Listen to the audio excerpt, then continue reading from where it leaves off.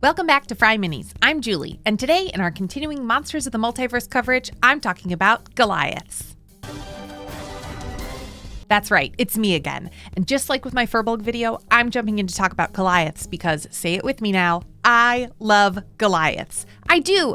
As I said in my Furbolg video, I love playing big characters. I'm the shortest person in my family, and having just gotten back from visiting said family when my 10-year-old nephew is almost as tall as I am, I'm freaking out a little bit about it. So being able to play a Goliath makes me really, really happy, and the updates in this book make things pretty exciting without breaking the character, and I can't wait to get into it with all of you. If you've seen a lot of videos with me in it, you might be tired of hearing about Boulder, or in my New Zealand accent that wasn't that good, but gosh, I was trying my hardest, Boulder.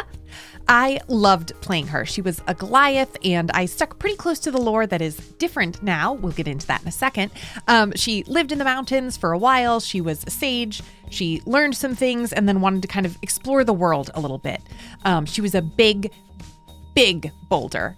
It was an apt name. It wasn't a misnomer. She was this big, hulking woman. She was incredible, and I really loved playing her, especially because, as we so often do, we were in a smaller party. So being able to do immense damage as Boulder, this big, muscle-bound Goliath, felt so good, especially when, I was with an artificer and a monk. So I was really, as the New Zealanders might say, quite chuffed to be doing what I was doing with all of the damage in the world.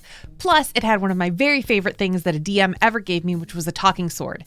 Inspired by a podcast, this sword was a magical being that was super cool. If you want to learn more about it, watch my videos on how I develop my characters. Not only as Boulder was I already big as a Goliath, but I was a rune knight fighter, so I even got to get bigger on the battlefield, and being an enormous woman who got even bigger was like one of the coolest feelings in the world. I loved playing her. But enough about me, let's look at the streamlined lore.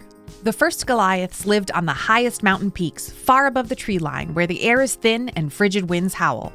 Distantly related to giants and infused with the supernatural essence of their ancestors' mountainous home, Goliaths stand between 7 and 8 feet tall and have a wide array of skin tones resembling different types of stone.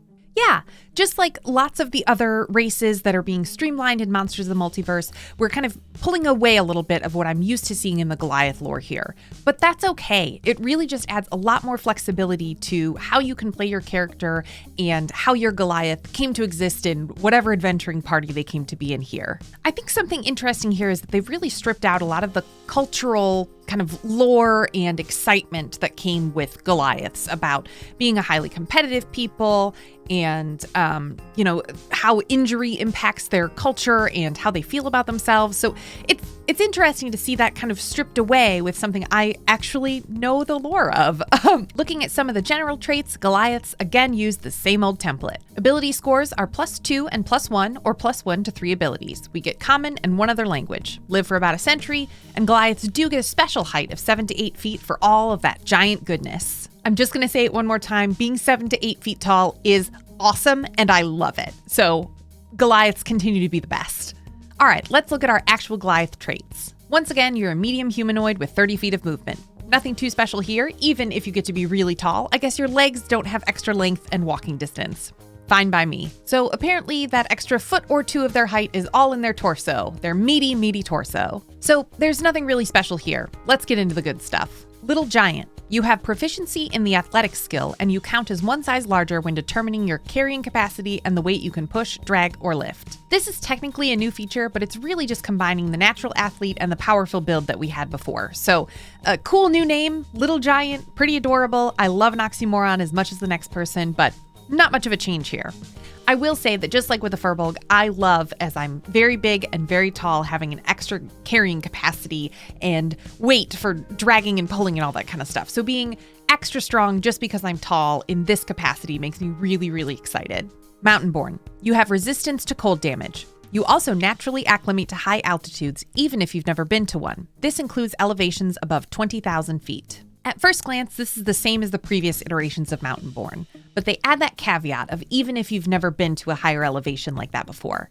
And once again, this is a great use of the Monsters of the Multiverse updates to expand the way that your character can come to join your party. You don't have to be born on a mountaintop in Tennessee or any place else to be able to be a Goliath. So you can have a city-dwelling Goliath, you can never have seen a mountain before in your life if you're from the Great Plains like I am. It's all fine.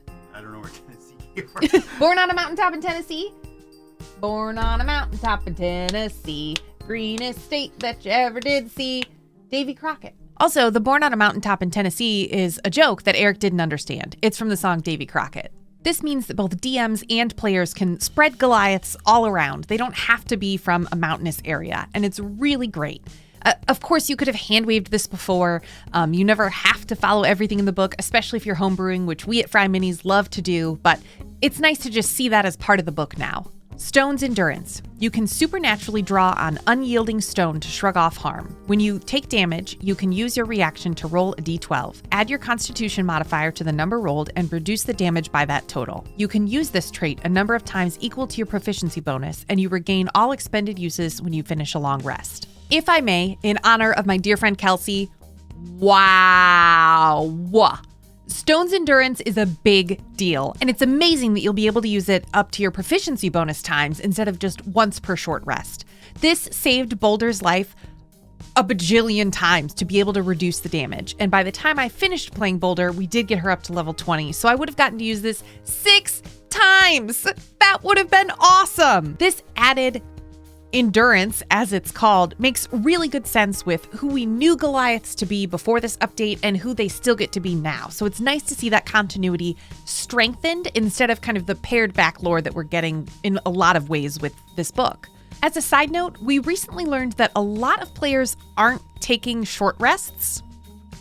I can't quite fathom it. Our game relies so much, no matter who we're playing with, on taking a short rest every now and again to regain some hit points and heal a little bit and get back some cool things like Stone's Endurance. So players, take your short rests. DMs, give your players short rests and make sure the opportunity is clear. I don't understand it. The classes are literally balanced around them. That's what they're there for. They're a core mechanic of the game for a reason. So let's use them. Of course, that might change in the future, but it is what it is right now. So use your short rests. It's a great idea. In a lot of ways, Boulder was a Goliath in the most base level of it. As a Rune Knight fighter, she was built to take damage and give it out. At the same time, Stone's Endurance was still incredibly helpful when I just needed to stay up to keep my squishy party members alive. Being able to reduce your damage by a d12 plus your Constitution modifier is awesome. It's a great way to save something that could have been really bad, whether you're squishy and don't have a high constitution, but you need to save for a concentration check, or whether you're big and meaty and you've already got an amped up constitution and it's a d12 plus the highest number on your character sheet. That's great. So again, I love Goliaths, and not just because the Goliath that I played was one of my favorite characters, and also not just because they're big and I like to play big characters. I think that the stone kind of giant and rock combination of what makes these characters who they are is an exciting one. It's a little bit different. You can play it a variety of ways. It's not maybe as restrictive or as stereotypical as an average druid could be that feels very restraining. And while that's a class versus a race, I think you get what I'm saying with it. It's an exciting, different, and expansive version of what Dungeons & Dragons can be without being a halfling rogue and a cleric human. It just adds some diversity to the table in a really exciting and interesting way. Obviously, there are lots of different ways that you can play a Goliath, and you don't have to take that stone flavor any further than it's part of your background, and maybe you talk about it in session 0 and 1 and leave it at that. But for me, leaning into that stoneness a little bit can take a couple different looks. I'm clearly partial to the Rune Knight fighter, since that's what Boulder was, and she was just the best. There, I said it. She was the best. You could also take that damage reduction a little bit further and be an ancestral guardian barbarian so that you're reducing damage for more members of your party, and that's part of kind of your stony exterior. I'm always up for being a Tempest cleric and being kind of stormy on a mountaintop formed by lightning. You don't have to lean that hard into it, but that would be a really great way to go with a Goliath. Or you could go with a Dow Genie Warlock if you want to be more of a caster and get that Dow earthy flavor. So that's it for Goliaths and Monsters of the Multiverse. As I said, it's a great update. It gives you a little bit more flexibility, and it gives you even more saves against damage, which is the best. So that's it for Goliaths in the Monsters of the Multiverse. Thanks so much for watching today. I hope you had the best time. I know I did, because I never get tired of talking about Boulder, and I hope you don't get tired of hearing about her either. Thanks so much for being here. Be sure to check out FryMinis.com for more from the FryMinis team, and I'll see you again in at least one more of these videos.